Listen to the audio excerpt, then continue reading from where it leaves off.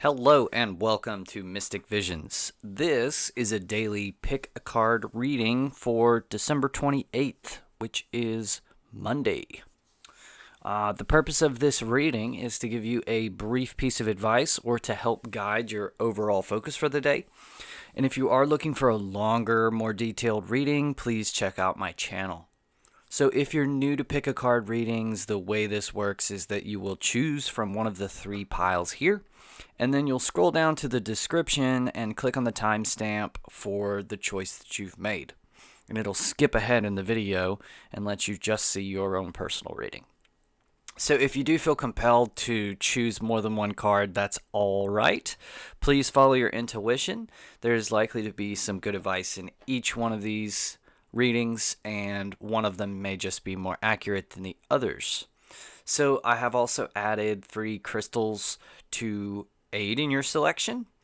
And today I chose, I have acquired over the years many crystals, which I don't even know where I got them.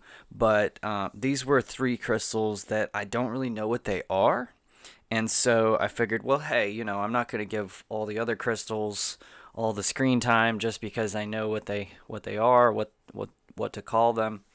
So and who knows, maybe one of you will know what these are and you can tell me.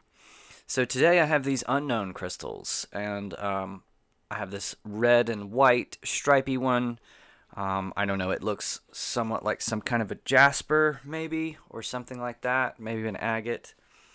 Then I have this one here that I bought because it looks like a moon, sort of, and I was making some jewelry.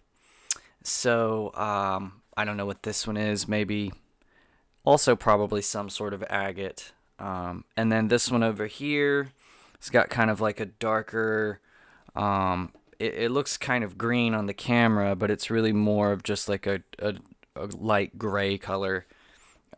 From the way that I'm looking at it, I think it might be labradorite, maybe a smoky quartz, something like that. But anyway, so I'm going to give you about 30 seconds of silence to meditate on your selection here. And once you're done, go ahead and scroll down to the description and click on the timestamp for your choice. So let's go ahead and start the 30 seconds right now.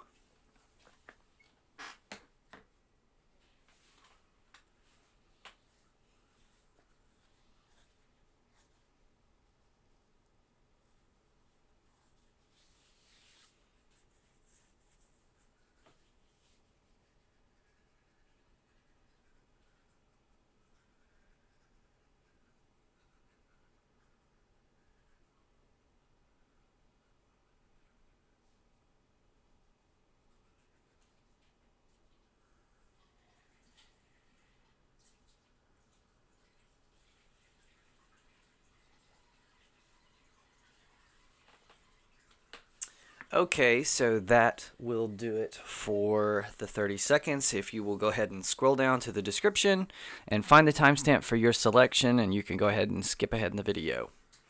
So we're going to go ahead and get started with pile number 1. Again, these are unknown gemstones. Just something fun I thought I would do since I have these that I don't really know what they are. And I don't know, perhaps my lovely wife will even go pick up some new stones today while she's in town. We'll see. So for pile number 1, you have the Chariot in the reverse, the Magician in the reverse, and the Two of Pentacles in the reverse. Okay, so if you're a veteran of this channel, you'll know that once we get all reverse cards, we turn them upside. Oh, there's a piece of cat food. How about that? We turn them upright, and it's one of my rules. It seems to be more accurate that way, a little bit more of a positive way of looking at things, and seems to make more sense as well. So for your current situation is this Chariot here. So you're being confronted with making a choice, and the choice is, it's kind of like, when you think of the Chariot, you think of like a car or something these days. So the way I always visualize this meaning is like a youngster who has been putting all of his effort into maybe like trying to buy a car, to get a car. And he's so focused on that that he hasn't really thought of like what comes after that, or what is he going to do with the car. So this is, a period of accomplishment for sure, but it's sort of like an accomplishment as like a mile marker or a waypoint. It's not the end all be all. It's a jumping off point. So there's a need to ask yourself, like, what are you going to do now that you've made this sort of accomplishment? So that has an energy of choice in it, where it's with your achievements, with what you've done with your life, with what you've gone through. How are you going to take that and channel it into some new direction or some new focus? So this is a question that's going to be pretty important for you to ask yourself, or if not, answer on this day, is how can the struggles of the past lead you into a positive new direction? What can you do with that experience? So challenging you here is the Magician. So the Magician is about manifesting your visions into reality. The Magician has everything that he needs to be able to accomplish this manifestation. So in the challenging aspect of this, it's what is your vision? You have to know very clearly what your vision is to be able to manifest it in the first place. So this is asking you to make sure that you're putting a little bit of emphasis on figuring out exactly what it is that you're wanting to accomplish. And you also have to or be careful not to fall into a trap of wanting to accomplish everything, right? Because if you're constantly sending out directions to the universe trying to manifest, but you're doing too many different things, it's like you're constantly changing your order before you even get your food, right? So you want to be able to focus fully on one part of the journey at a time, one part of what you're trying to manifest, to be able to fully get with it. You know what I mean? There's got to be a focus here in order for you to manifest. So this is kind of what's challenging you here, is take all those different ideas and whittle it down into something, preferably something that is accomplishable, if that's a word, something that you can accomplish, something that you can get done in a reasonable time frame, that you're not going to be spending your entire life trying to reach this goal. Long-term goals are great, but you're never really going to get those long-term goals if you don't have the ability to sort of break it down into steps and to take it one step at a time. First of all, it's really difficult to be encouraged if you've set a goal that, cannot be accomplished until like 20 years from now, because you're going to want to, along the way, be able to reward yourself and feel good about the small accomplishments that you've made. And your advice here is the Two of Pentacles. So this is skillful juggling of like a work-life balance. This is you're able to handle multiple projects at the same time. And I think that what this is kind of getting at is, although there is going to be the sort of everyday life thing that you have to do to keep your life in order, the things that you go to work, you have a job, you may not exactly want to work at that job, but it is at least something that sustains your ability to move towards some other goals, which I would call more of the life balance, right? So in this, very much one of these coins that she's sitting here flinging around or juggling is a concrete, it looks like a purse or something tangible. This is what's feeding her physical wealth, what she has right now. But then one of these is a little bit more of like an imaginary, it's almost like her dreams, right? So she's juggling what she has to do with the sort of more lively aspect of her life that she's wanting to move toward. And so this is that Two of Pentacles energy. So as far as advice goes, the way that works in with these other two cards is that you're going to want to sort of isolate the way things are going in your more business life, or in all of the endeavors where you just kind of have to do it instead of like wanting to do it. Isolate those things and don't focus too much on them. Allow them to be what they are. Don't fight them. right? Don't sit there and all the time think about how horrible it is that you have to go to work or whatever. Just do it, and then when you're done with it, now move fully into the other aspect of your life, into the manifestation of your true dreams and true desires. And this is a way, an easy way that anybody can move toward what they truly want, or what they truly want to experience. You know, it's when we get too caught up trying to mix the two together, or you start bringing your the life aspect into this like business aspect, and then you just end up really frustrated all the time at work because things are not going the way that you want them to, and you start to attach that to your own identity, and that can be a kind of a rat race, or a like a hamster wheel that it's really hard to get off. And the way that you do end up getting off is you just have to compartmentalize and say, look, the only reason I'm here is because I have to avoid getting evicted, right? And then you compartmentalize that and you move toward your goals on your own time. And so that's about it for card number 1. It went very long there. That's okay, though. It was a good message. Okay, so that's it for that one. For card number 2, this strange moon-looking, probably agate is my guess, but I don't really know what it is. This one, you've got the 5 of Swords, the 7 of Swords, and the 4 of Wands all in the reverse. So this is the second one where they're all in the reverse. So I don't know if you have heard this before, but on my channel or when I read, the rule is if everything comes up in the reverse, they all get flipped to the upright.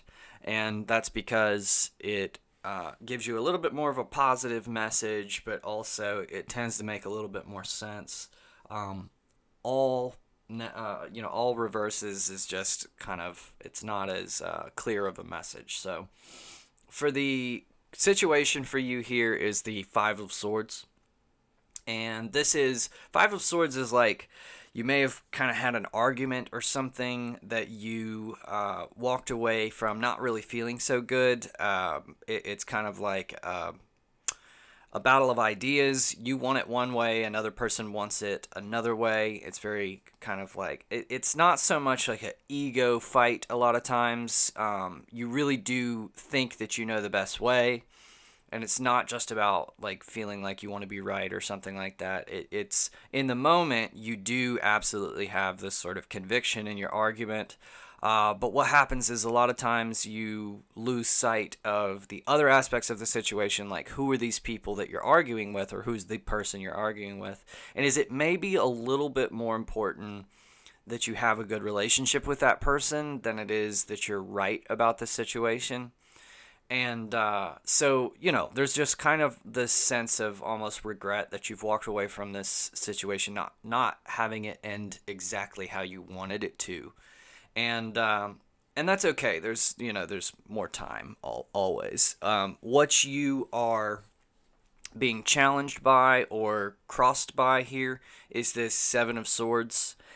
This is a feeling of like, needing to get away with something, or feeling like a little bit sneaky, or that you may have done something that you're having to like defend yourself against, or having to get away with it. Like you've done something that you're not necessarily proud of, and you are trying to sneak away unnoticed. There is also sort of an energy of being a little bit careless because of this. It's sometimes a little bit panicky. And so even though he's snuck away with all of these feathers, I guess, from these crows or ravens, he has left 2 behind. And so, number 1, he didn't get everything he was after. But number 2, he's also leaving a trail to himself. So this type of an energy is, it always comes back to get you. It always has a sense of, it's gonna, you're gonna get caught. You're gonna get, you can only be sneaky for so long. And so if you continue down that type of a road, it always comes back. So the idea here is to be out in the open. This being in your challenge card, the idea is to be a little bit more open with what you're feeling or what you have done, And if you approach this situation from a little bit more of a place of honesty, that sort of negative energy that this argument came about, that negative energy will be a lot better than you think it will be. Just because if you're just honest about like why you did it or what you were feeling at the time, honesty goes a long way toward helping others become more amenable to your position or to what you've done. If somebody can understand what you've done, they're going to be a lot more likely to forgive you, to move on, to be kind. The advice card for you here is this Four of Wands. Four of Wands is all about like a happy home energy. And so I think what this is saying is to, first of all, focus on your home, focus on what makes it home, and also for keeping it a place that is, with minimal disruptions, or it's kind of like remind yourself what your priorities are here, and figure out, is it more, again, whatever this argument is that more important than this sort of happy home that you have, or is it better sometimes just to kind of get along? And there are times where your truth is definitely more important than keeping the peace. But the situation here is just asking you, is that one of these times? Or is this one of those times? Is it really going to be very important for you to get this thing across, or for it to be the way that you want it to be, and to not feel this sense of regret or whatnot? Or is it better for you to just let it go, to be open about it, honest about it, and whatever happens, accept the results and move on, right? So, yeah, there's definitely a way in which this is asking you to focus back on the stability of your household and your feeling of home. It's not just your physical home. Sometimes this is about feeling like everything is right and normal. So, I mean, if you're out in your hometown, cruising with your friends, you're home. You're not just home when you're in the physical four walls of your home. You're home when you feel like you belong, where you feel like you're where you're supposed to be, where you're in that natural environment. That's your home.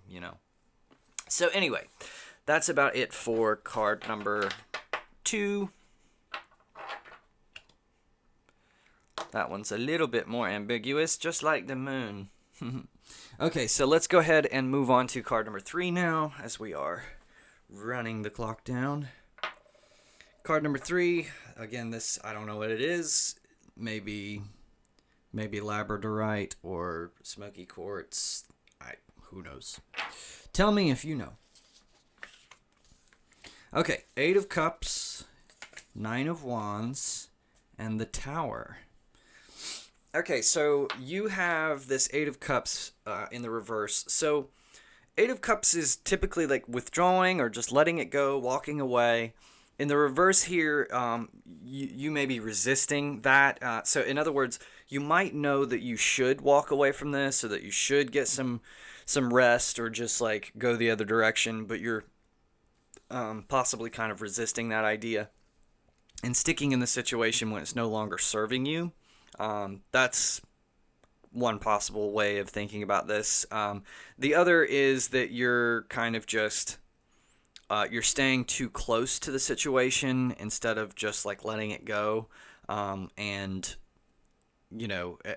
so in other words, if you don't physically remove yourself from the situation, then you at the very least should be like kind of detaching your mentality from what's going on here, to like let it happen and just sort of be like, well, it is what it is. So there's this need for you here to kind of just separate yourself from whatever this thing has been that's going on that may have you feeling quite emotionally frustrated. And what's crossing you here is this 9 of Wands, or challenging you or influencing you. 9 of Wands is, somebody who's been through some things. They have a little bit of, hardship has tempered them, and they've become tougher. And they are also a little bit skeptical. They don't trust as easily because they have been through that sort of tough times, that they may have been injured by it or hurt.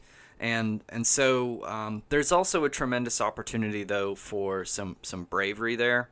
So it may be that you are possibly like being a little too suspicious about something instead of just sort of letting it go, because you've been afraid of being hurt, or it's just like you're kind of on the other hand, you could be refusing to walk away from a situation because you, or to let go of a situation because you have in the past been maybe burned by that action or by that idea. So there's a little too much maybe focus going on because of this sort of whatever has happened in the past is sort of coming back to haunt you a little bit, and you're feeling like, I'm not going down that road again.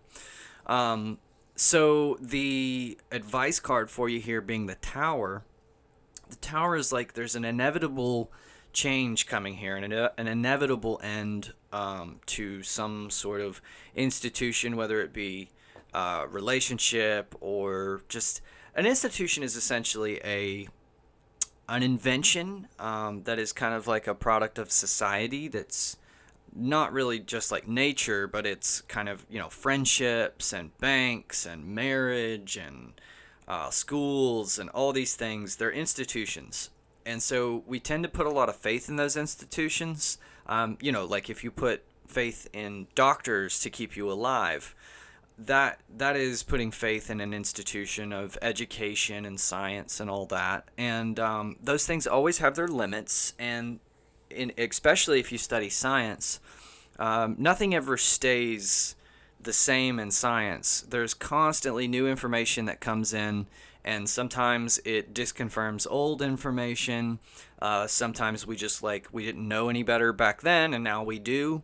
And, new things come to light all the time. And so science is constantly changing. My grandma always used to say, well, last year they said that eggs were bad for you, they'd kill you, and this year they're saying they're good for you and you should eat more of them.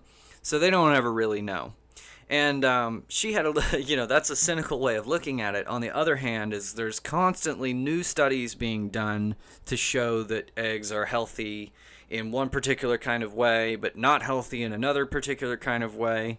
And what all of that science tends to do is it tends to point you toward this sort of natural balance, this self-regulation that you can typically find on your own if you just kind of put all of the outside resources down a little bit.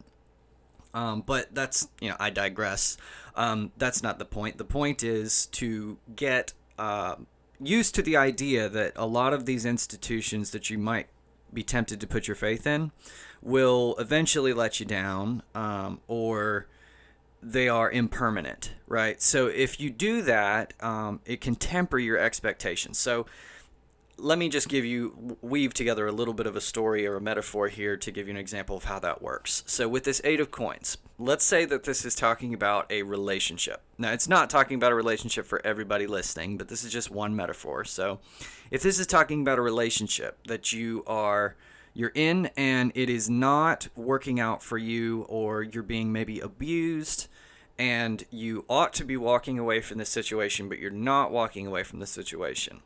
The way that this 9 of Wands would be applying is that you feel as though it is your responsibility to stay with that person, even though you have been burned, you have this experience, or you may have even been physically assaulted, but you have stayed in this situation because you sort of have this faith in this institution, or this commitment that you've made to this person. You don't want to feel like you're a bad person. Maybe you've even been unfaithful or done some wrong things, so you feel obligated, even though you're not being treated with the respect that you deserve. You feel obligated to stay in it because of the sort of commitments that you've made, right? So this Tower here is an advice that, all of those things eventually come crashing down, whether it be because of death or whatever. Those institutions have susceptibility to break. There are things that can break any institution that you can come up with. And that's just the nature of reality. And so if you're putting your faith too much in any one of those institutions, there's liable to be a situation where you come crashing down with that tower, because you've just clung to it instead of like recognizing that it can be destroyed. You should have the ability to let go of it. So this leads you into a healthier relationship, because if you end up feeling like, well, you know what, this tower is not unbreakable, and if you don't want to treat me with the respect that I deserve, I can very easily go find somebody else who will, then you're teaching that person not to abuse you, or at the very least, you're moving on from that abuse because you don't deserve to be abused, right? Nobody deserves that. And so that's just an example of how this can work out. But you have your own situation that this Eight of Cups represents, and the Nine of Wands and the Tower, and so on and so forth. So that about does it for that reading for December 28th. So thank you very much for watching. I have my general readings for the month of January coming out very soon, so be on the lookout for that. And until then, I will see you guys tomorrow for your next daily reading. Thanks for watching.